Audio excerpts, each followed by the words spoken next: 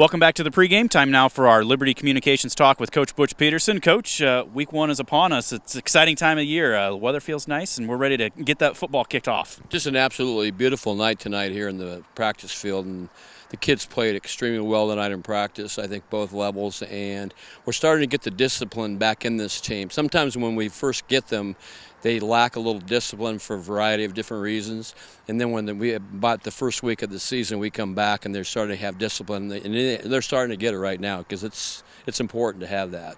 Well, it helps when you've got situations like the scrimmage last week where you've got some film, you've got somebody that doesn't know what's going on out there and is reacting and kind of gives you something different to look at. Talk about how that went last week and how that's building with this team here heading into week one. Well, we want to play, a 3A or a 4A team in this scrimmage for the most part. We always play Mount Vernon as well, and they're a big 2A. And we think we get more out of that than scrimmaging ourselves or scrimmaging a lower level team. We want to have some challenge, and we had the challenge. North Liberty's a good football team. I'm extremely impressed with them. A great quarterback, two good running backs, and two good receivers. And they took it to us at times, but that's what we wanted to see. But I also tell you, we ran about 25% of our offense, and we ran about 30% of our defense. So we wanted to not show some things to West Liberty because we knew they were probably there or we'll get the tape. So we didn't show a lot of the stuff that we're going to show on Friday night. Well, speaking of showing things, I did show a different quarterback. Bill Cornwell's graduated, gone. Gavin Hirschman's stepping in there. Talk a little bit about his development and some things that he brings to this team. Well, he's very, very intelligent. He's very coachable. He can run the football and he can throw it.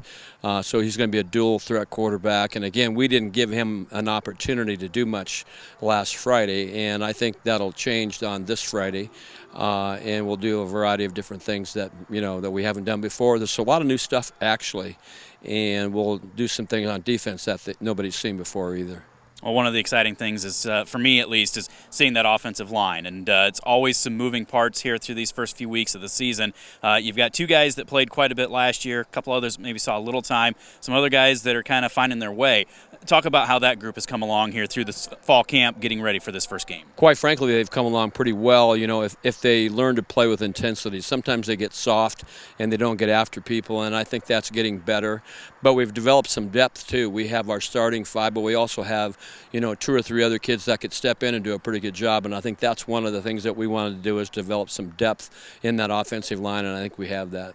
Well, you mentioned defensively trying to do some things. Obviously, especially given the summer that he had, Jeff Bowie's going to garner a lot of attention. What's that do for the other 10 guys that are out there, knowing teams are trying to find 62? That's going to open some other guys up. Well, we hope that people double team him. Because you double team him, somebody else is going to be open. And we changed our defense this year. It's a radar 8 is what we're running, and we're excited about that. There'll be 8 or 9 people in the box at all times, and we turn sideways. So it's the radar 8. Ed Hansen used to run that at Solon, and we're excited to see how that works.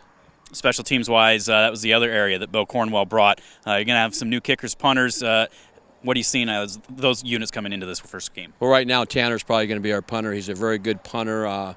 We can quick kick.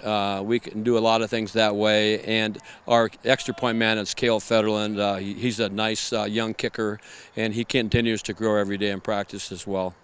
And then finally, looking at West Liberty across the way, team that had a rough start, they turned it on, made it to the Unidome for the first time in school history. That does a lot for programs' morale, and Coach Iskey's trying to build on that this year. What are you expecting to see from the Comets here tonight? Well, West Liberty's the 9th-ranked team in Class 2A, so they're a lot bigger than we are. We're a 1A, they're a 2A, so it's going to be we're going to be an underdog, obviously. They should win the football game, and being ranked like that in the 2A ranks is a very noble thing, and I think it's something they earned, and so we're going to have to go down there and play good football.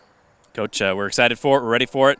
We'll talk to you Friday night. All right, thank you very much. That's Coach Butch Pedersen, brought to you by Liberty Communications. We'll be back with more of the pregame right after this. This is the Bearcast at westbranchfootball.com.